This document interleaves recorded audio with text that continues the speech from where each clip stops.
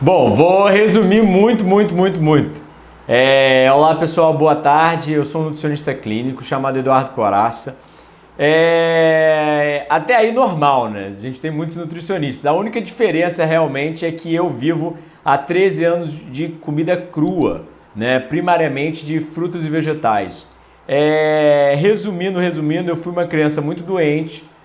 Dos 17 aos 22 eu fui um jogador de Counter-Strike, é um jogo de computador. Eu fui um dos melhores do mundo. Isso acabou me levando a viajar o mundo inteiro e ficar muito mal de saúde.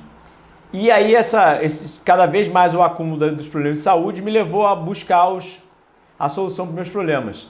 Quando eu achei a solução, literalmente eu não imaginava que essa era a solução. Depois de tentar todo tipo de médico, tratamento, nutricionista e por aí vai, eu acabei achando o crudivorismo, que foi a coisa que mais bateu, ressoou no meu coração e minha capacidade intelectual. Falei, bom, 700 mil espécies vivem de comida crua no planeta, só o ser humano cozinha, né? Aí eu falei, bom, já tentei de tudo, menos parar de queimar minha comida no fogo, né?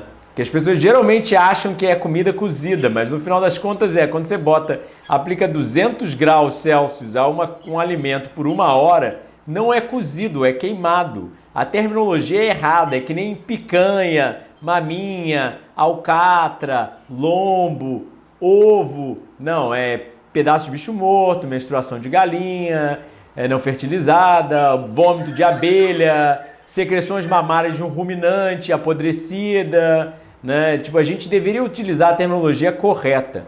Aí isso me fez mudar completamente quando eu mudei. Tá gravando perfeito? Só deixar. Mas eu acho que tá meio descentralizado, mas tranquilo. Tem que ficar na... Bom, eu tô gravando para botar também no canal do YouTube, né? Aí... Bom,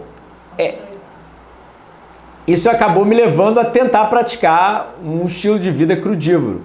E logo depois eu achei o que é chamado de higienismo, que é um modelo de saúde. Desliga o ventilador pra gente, que eu acho que tá no... vai fazer barulho. Então o que acontece? Eu acabei achando esse higienismo, que é um modelo de saúde, como a Ayurveda, a medicina indiana, a medicina chinesa, a alopatia, a homeopatia, só que o higienismo é completamente antagônico a todas elas. É um modelo de saúde que acredita que a saúde se resulta da vida saudável e só a vida saudável pode produzir saúde, ou seja, a gente não tem como suplementar a falta de necessidades biológicas. Se eu não durmo cedo, não tem outro parâmetro. Eu vou sofrer as consequências da minha cronodisrupção, como é chamado, né? Então tem inúmeros fatores, e a minha privação de sono, tem inúmeros fatores de estilo de vida que eram vistos antigamente como absurdos, né? Tanto é que higienistas foram ostracizados por sugerir jejum, cronobiologia, crononutrição e vários parâmetros que hoje em dia tá chegando na ciência assim como a coisa, né? Então, não só eu vivo de comida crua tem 13 anos, como eu estudo e pratico e advogo esse modelo, que é literalmente uma reconexão com nossos hábitos naturais que fornecem requisitos biológicos que não são fornecidos por nenhum outro fator. Por exemplo, um dado muito interessante que eu sempre falo para meus pacientes é uma pessoa na cama de um hospital recuperando de um problema, ele recupera mais rápido quando ele está virado para uma janela com um habitat natural do que quando um outro paciente está virado uma janela com concreto, com cidade grande. Entende? Então, só olhar uma paisagem natural já tem benefícios fisiológicos comprovados, né? Então, assim, muitos dados, muita coisa, mas eu realmente vivo muito similar ao que seres humanos fizeram durante 8 milhões de anos na natureza, né? Não é só a dieta em si, mas eu faço jejuns periódicos, eu tento não comer depois das 6 horas da noite, são vários parâmetros biológicos que eu tento seguir e que, assim, são fenomenais, assim.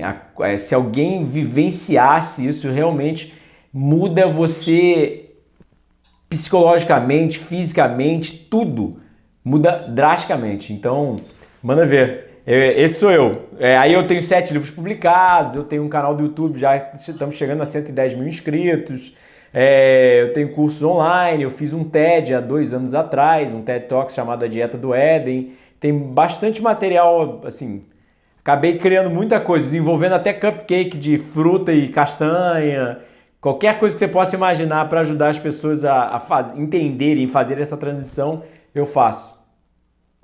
Sim, sim, não, muito legal. Eu costumo falar que o crudivorismo ele é um passo além, um passo a mais do veganismo, né? E felizmente o veganismo ele está se expandindo nos últimos anos. Então a gente vê que está existindo uma disseminação, porém é uma disseminação um pouco conturbada, com base de industrializados. E é o que eu falo, a pessoa, se ela quer militar pelo direito dos animais e comer porcaria, tudo bem, é um direito dela. Porém, se ela está colocando a saúde dela em risco, ela vai mostrar para a sociedade que o vegetarianismo é uma coisa que adoece as pessoas e vai disseminar uma ideia conturbada de vegetarianismo.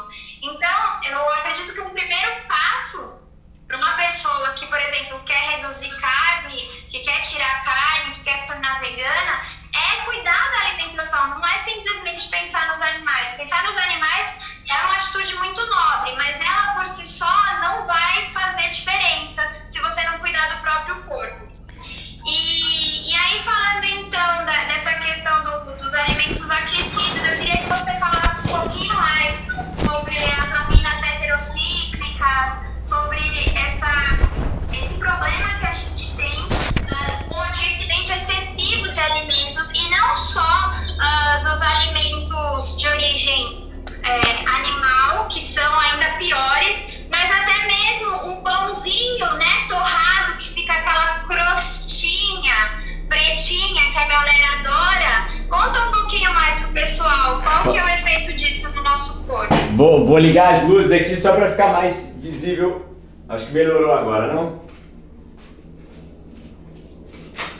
Pra mim tá ótimo. Legal, vamos lá. Pessoal, se vocês quiserem compartilhar essa live com alguém, aperta nesse aviãozinho aqui que vai aparecer a lista de pessoas que você segue, e aí você seleciona e envia essa live para as pessoas e marcar a pessoa mediana. Você tem que apertar no aviãozinho e enviar essa live para as pessoas. Então compartilhe, aproveitando, já compartilhem essa live com as pessoas que possam se beneficiar com esse assunto, com pessoas que querem melhorar a saúde, querem melhorar a alimentação, pessoas que se importam com os animais, que se importam com o meio ambiente, porque tudo isso tem a ver a nossa saúde, a saúde do planeta Terra e dos animais. Tudo está interligado. Então conta um pouquinho sobre a crostinha do pãozinho na chapa. Vamos lá. O que as pessoas não conhecem realmente todo mundo já ouviu falar que cozinhar perde nutrientes. Entretanto, as pessoas nunca ouviram falar em 2 fatores que eu acho primordiais. Um são os produtos da reação de Maillard. Um dado científico que foi descoberto há mais de 100 anos atrás por Camilo Maillard, que era um médico, que mostrou que hoje em dia a gente aprende na faculdade, que é a reação de Maillard, né? E essa reação de Maillard, ela forma subprodutos tóxicos, né? Hoje em dia a gente já sabe que eles são cancerígenos, mutagênicos, genotóxicos, citotóxicos, teratogênicos e clastogênicos, ou seja, traduzindo para o pessoal, citocélula, então tóxico à célula, genotóxico, tóxico ao código genético, ao DNA, mutagênico e cancerígeno, vocês já entendem um pouco mais. Clastogênicos, quebra cromossomial, e pró-inflamatórios que auxiliam a inflamação, né?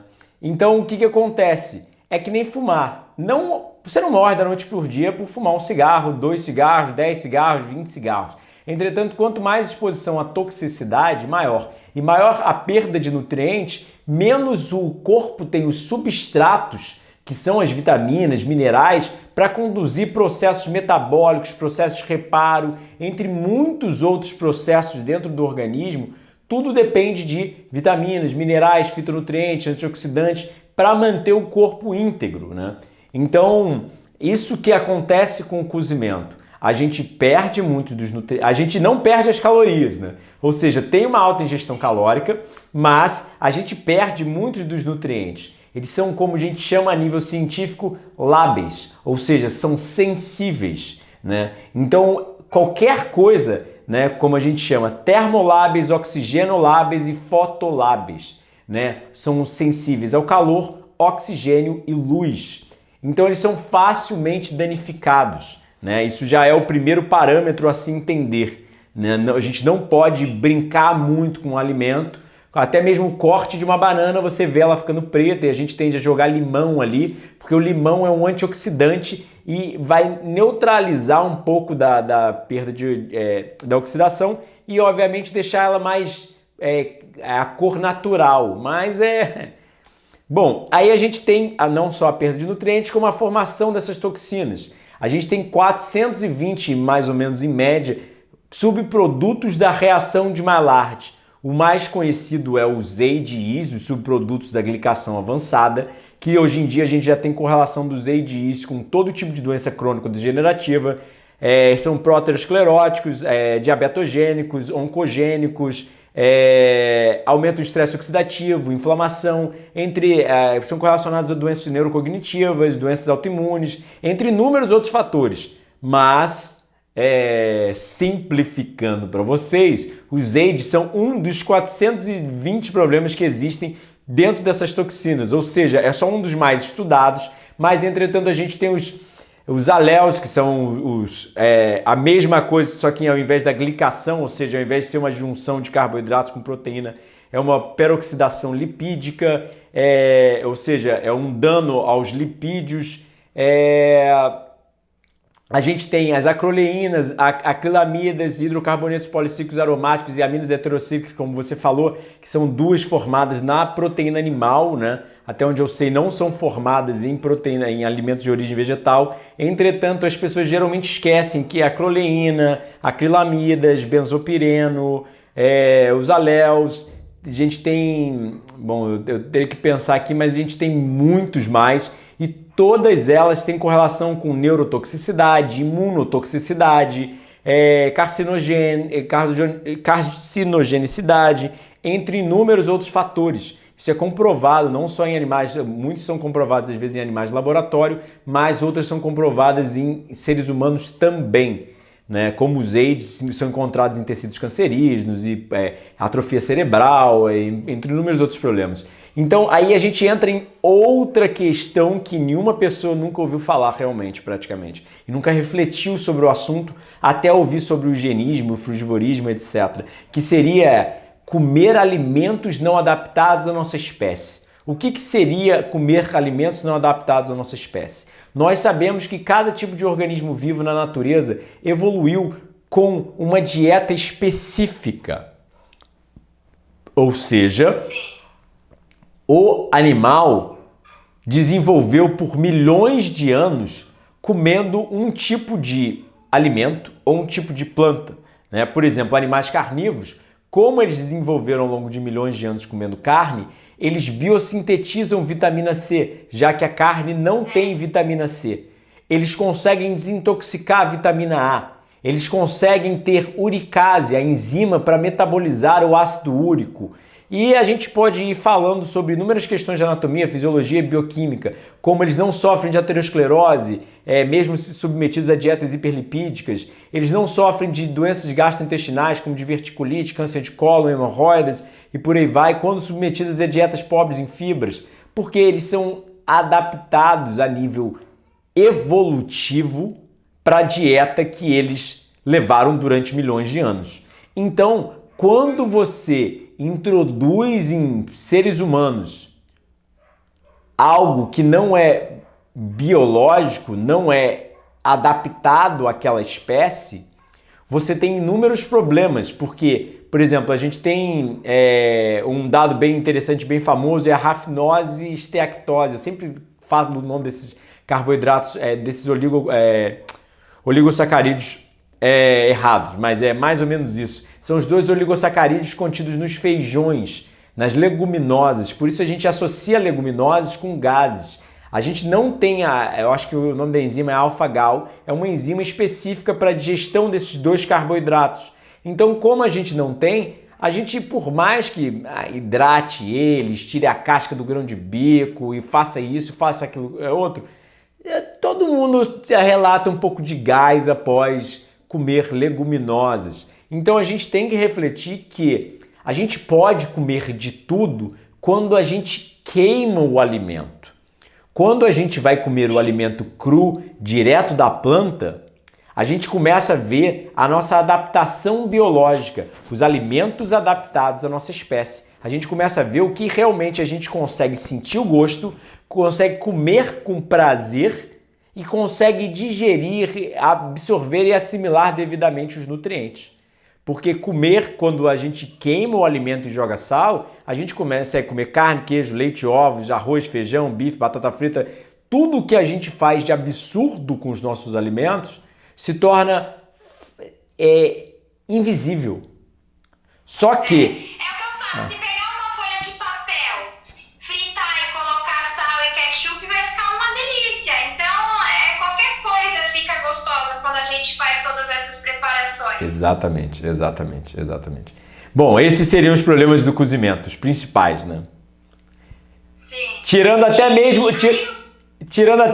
o que a maior parte das pessoas não sabe, mas o próprio gás produzido por um fogão usual, ou seja, você cozinhando comida cozida numa panela com água, já produz gases pró-inflamatórios que você vai estar respirando eles. E existe uma alta incidência de câncer pulmonar na China, que os pesquisadores não entendiam porque as mulheres chinesas que sofriam de câncer pulmonar, na pesquisa não fumavam.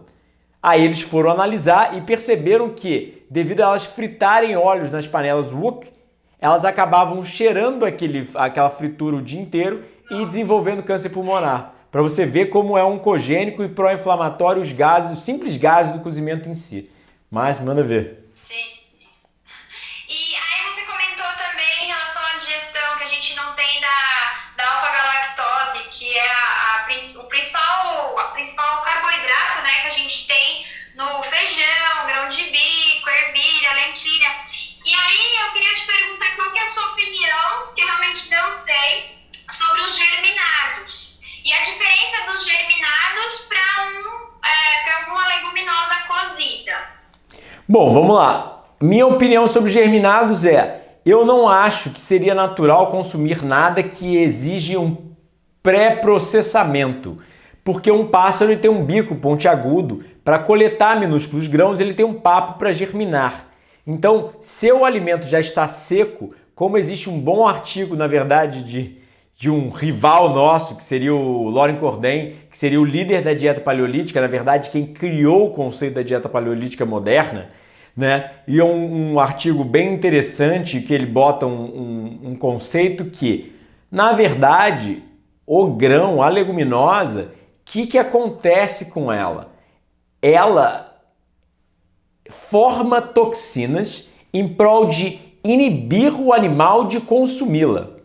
Por isso os antinutrientes, né? Sim, tem dados científicos que eles são benéficos, etc. Entretanto, o que as pessoas não entendem é um alimento da planta.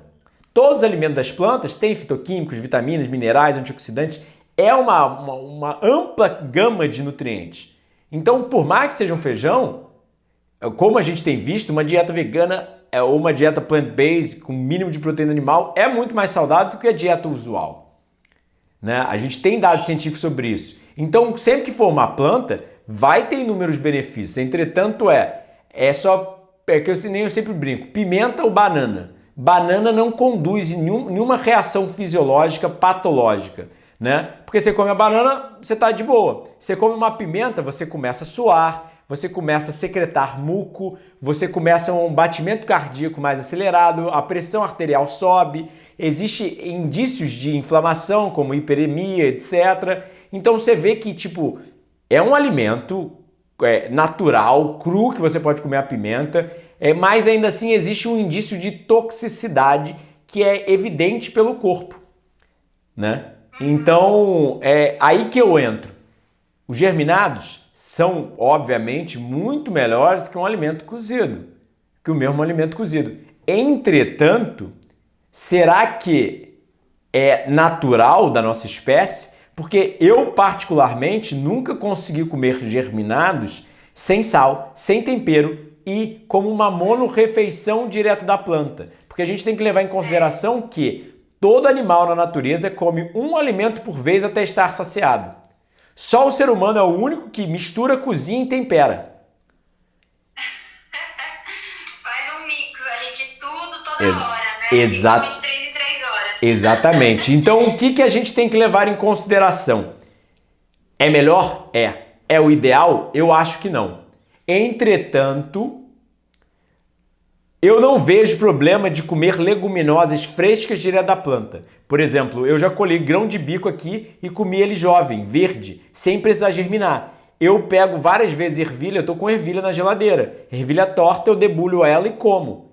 Eu não sou contra as leguminosas. Eu só acredito que, como o paladar na natureza é o verdadeiro nutricionista, o paladar do ser humano, é só parar para pensar, será que nós, na natureza, íamos fazer o quê? Ficar observando outros animais comendo para ver como que eles comem e aprender com eles? Você vai ficar olhando um chimpanzé, seguindo ele por dias e vendo, aquilo ali eu posso comer, aquilo ali não, eu não posso comer, aquilo ali eu posso comer. Seria meio que um tanto quanto... Aí você fala, pera lá, tem algum neurocircuito no cérebro do ser humano, como no cérebro de qualquer outro tipo de animal, que indica o que ele naturalmente foi feito para comer. Porque o leão sabe que ele tem que comer carne. Eu não é o papai leão e falo, olha, carne para você é benéfico, então vamos comer carne, meu filho. Aí o papai hipopótamo fala pro hipopótamo filho, olha filho, comer vegetais é benéfico, você não deve comer carne. Eles não têm educação nutricional. O que tem é neurocircuitos, são mecanismos genéticos, são códigos genéticos que produzem neurocircuitos que vão para o cérebro do animal e permitem ele a saber o que ele escolhe. Ele já sabe. Ele não precisa ser ensinado. Essa que é a grande questão, que as pessoas acham que elas têm que ser ensinadas, né, sobre o que comer. Se você estiver num habitat natural, você não precisa de ensinamento. O seu neurocircuito vai te indicar. Então, obviamente, você seria guiado a comer primariamente frutos e vegetais. Entretanto, como a própria primatologia sugere, os fallback foods, ou seja, os primatas eles têm alimentos que eles caem para trás, ou seja, quando não tem ampla viabilidade, disponibilidade de frutos e vegetais, o animal tem que se virar, ele não fica com fome. Porque ficar com fome na natureza é ficar sem carboidrato você não funciona, você fica muito mais vulnerável a predadores. Então, assim, eu não sou contra os germinados, não, de vez em quando eu posso comer algum germinado, entretanto, eu não fico fazendo para mim todos os dias ou coisa do gênero, eu me preocupo de usá-los para bater proteína ou qualquer coisa do gênero. Eu simplesmente como seria na natureza. De vez em quando eu vejo um feijão de corda ou uma ervilha fresca, eu compro e como um pouquinho, quando rapidamente você não tem muita vontade dela, como se fosse uma manga, e aí você fica de boa, você fala, tá bom, entende, já tô feliz. Basicamente isso. Sim. E aí, até você tocou num assunto bom, que toda vez que eu falo sobre isso, eu sempre recebo alguma mensagem sobre isso, que é bater as proteínas. Então me fala, você tá há 13 anos, né, com uma alimentação praticamente à base de frutas, e aí você não perdeu todos os músculos? Consome, né? Por exemplo, as flores produziram o néctar e o pólen, ou seja, por um processo evolutivo de milhões de anos, por mais que a planta não tenha um cérebro, ela tem um sistema nervoso que conduz algo que seria um cérebro e uma evolução nela. Então ela fez o néctar para chamar o animal e o pólen que se gruda no animal, ou seja, no inseto, toda hora que ele vai comer. Então ela dá a comida e ao mesmo tempo ela obriga o animal a trabalhar para ela. Então o animal poliniza e reproduz a planta em outro lugar. E vai reproduzindo. Da mesma forma, nós somos os simbiontes das frutíferas. Ou seja, nós somos feitos para carregar o material genético das frutíferas pelo mundo e replantar. Ou seja, o mais interessante é que a fruta mais gostosa é a mais consumida e mais replantada. Então existe até uma competição entre as plantas em si para ser mais gostosa e mais atraente para a gente. Ou seja, a cada fruta tenta ser mais bonita, mais cheirosa e mais saborosa que a outra. Isso é muito interessante se você for parar para pensar. Porque quando você come a semente da planta, você está inibindo a reprodução dela. E por isso que a gente sabe do cianeto da semente da maçã. Se você comer muita semente de maçã, você fica intoxicado. Da mesma forma que grãos e leguminosas, as pessoas não entendem, mas existe um mecanismo de proteção, que é uma inibição mesmo. Ou seja, esses inibidores de tripsina, os antinutrientes em geral, são na verdade algo intoxicante para o animal. Mas quando a gente queima no fogo, joga um sal, etc., você não sente. Mas tenta comer um feijão preto, cru. Não tentem, pessoal, mas eu só estou dando um exemplo. Que você vai se sentir intoxicado. E ainda mais se você tiver com um organismo bem natural, depois de um jejum, de uma dieta baseada em frutos e vegetais. Quanto mais natural é a dieta, maior é o neurofeedback, né? O feedback do sistema nervoso. E aí você vai ter uma óbvia evidência de o quão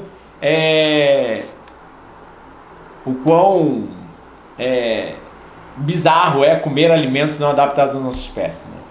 E a outra pergunta foi... Me lembre, por favor. Jejum. Tá. Foi jejum? Vamos lá.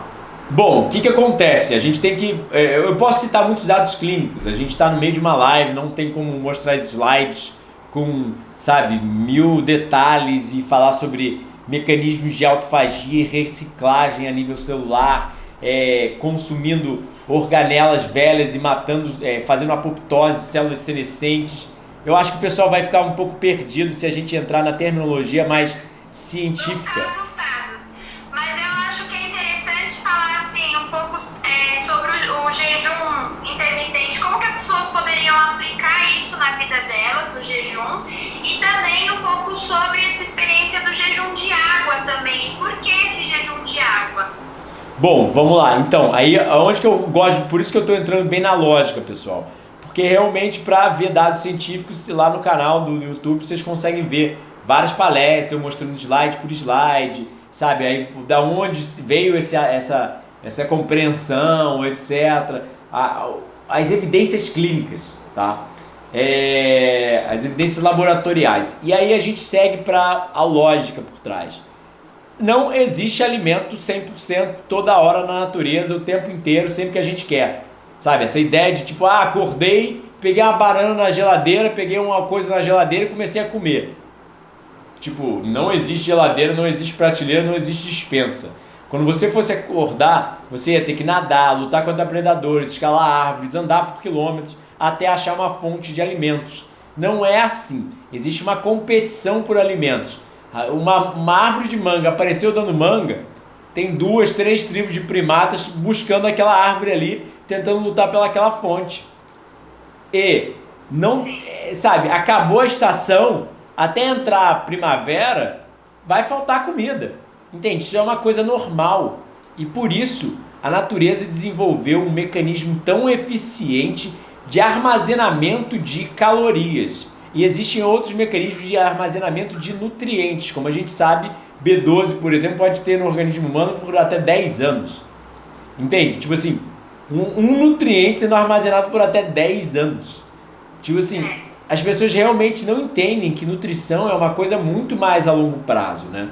E aí, o que acontece? A gente tem um jejum no Guinness Book, supervisionado a maior parte em um hospital, publicado no Postgraduate Medical Journal, de 386 dias à base de água.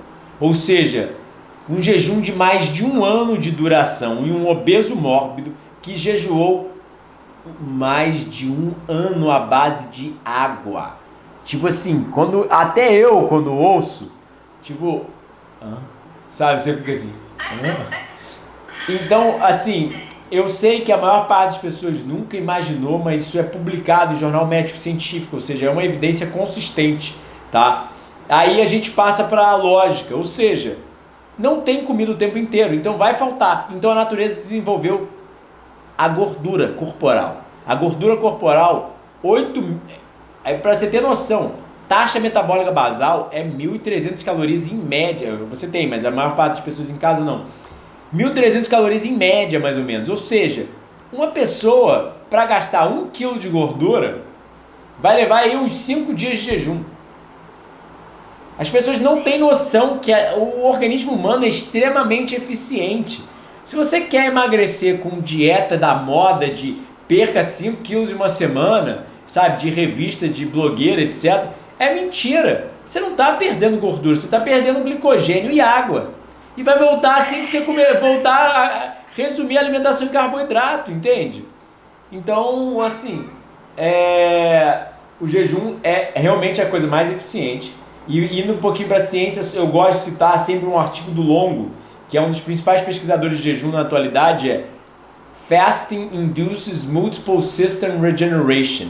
Jejuar induz regeneração múltipla dos sistemas. Eles estão mostrando que o sistema cardiovascular, sistema neurológico, sistema imune, sistema muscular, todos, sistema esquelético, tudo começa a se redirecionar para a saúde. Então é um impressionante mecanismo de reparo biológico que você tem dentro de você, que todo mundo tem dentro de si mesmo, que até mesmo uma minhoca, que um fungo tem. E nós compartilhamos esse mecanismo de autofagia com o início da evolução na Terra. Ou seja, os organismos mais simples, o início de organismos eucariontes, entende? Procariontes para eucariontes já tinha sendo desenvolvido a autofagia. Então, assim, é impressionante a coisa. E a sensação durante e pós-jejum de rejuvenescimento, de você começar a olhar o mundo como se fosse uma criança e tudo mais fácil, e parece que você não tem inflamação nas articulações, você corre mais rápido, mais fácil, e você pensa melhor. E eu sei porque eu saí de um jejum de 6 dias à base de água tem 2 semanas, né? Então, mas eu jejuo frequente, e lá no canal tem o primeiro documentário higienista do mundo de jejum, tá? Já tá com 340 mil visualizações.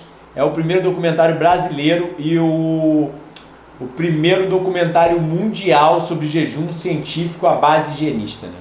Que é literalmente o jejum higienista. Eu acho que você vai perguntar isso, né? O quê? Coordena aí, senão eu falo demais e... Não, o que eu ia falar é que você falou da autofagia, né? E realmente, até mesmo na medicina tradicional hoje, já se fala do tratamento do jejum em alguns períodos do tratamento do câncer, até mesmo no tratamento convencional de quimioterapia. Existem semanas que são prescritas o jejum, porque o jejum ele vai estimular o seu corpo a comer aquelas células cancerígenas, basicamente. Então, sim, o jejum ele é eficiente para diversas problemas, adversidades que aparecem no nosso corpo, inclusive até mesmo cistos. A gente também tem documentação de cistos que são eliminados do corpo através do jejum. E aí eu queria te perguntar também do jejum de água, então ficar sem beber água, como que é essa história? Bom, sim, isso é muito interessante. Chamado, eu acho que na literatura, de Differential Stress Cell Resistance. Ou seja, o jejum ele sensibiliza a célula maligna e não sensibiliza a célula normal. Então ele torna mais fácil a célula cancerígena ser morta, né? Sim, é porque ele vai comer primeiro aquilo que não é útil para o corpo, já que não está vindo alimento, aquilo que é ruim ou que não tem uma utilidade vai ser consumido para virar energia. Então, é genial. Entender mais ou menos. É genial. Aí, vamos lá, jejum sem água eu sou completamente contra. Jejum a seco é completamente... assim, a nível científico não tem dado clínico, e a nível lógico não tem porquê, porque a água é uma necessidade para qualquer tipo de reação metabólica, inclusive mecanismos de desintoxicação. Então você elimina através do suor, através da urina, através das fezes, você precisa de água para tudo. Então, para até mesmo você desintoxicar e eliminar subprodutos do metabolismo, você vai precisar de água. Então, assim, eu acho perigoso jejuar sem água, tá? Essa é a minha experiência, minha opinião como higienista já tendo até mesmo ido para uma instituição higienista supervisionar pessoas jejuando para mais de 20 dias à base de água, etc. Né? E aí, quando a pessoa está no jejum de só beber água, quanto mais ou menos de água ela deve consumir no dia? Bom, a recomendação higienista deixa bem claro, pessoal, que nós somos nutricionistas, a gente responde a código do CRN, nós temos bastante responsabilidades éticas e legais. Então a live não substitui nenhum tipo de recomendação, conselho nutricional e nada do gênero. A gente está debatendo dados clínicos aqui, debatendo dados interessantes, mas é só por questões de curiosidade. Qualquer mudança de estilo de vida, qualquer vontade, eu quero fazer um jejum, qualquer coisa do gênero, consulte seu médico, seu nutricionista. E eu não recomendo jejum sem supervisão médica e higienista numa instituição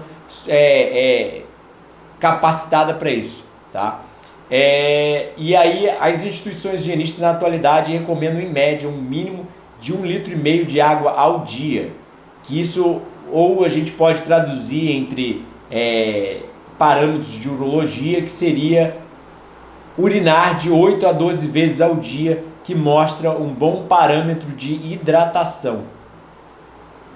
Que legal essa referência, eu não tinha essa referência de urinar tantas vezes ao dia, muito interessante. Então, garante, porque às vezes o paciente não tem noção de o quanto ele bebeu.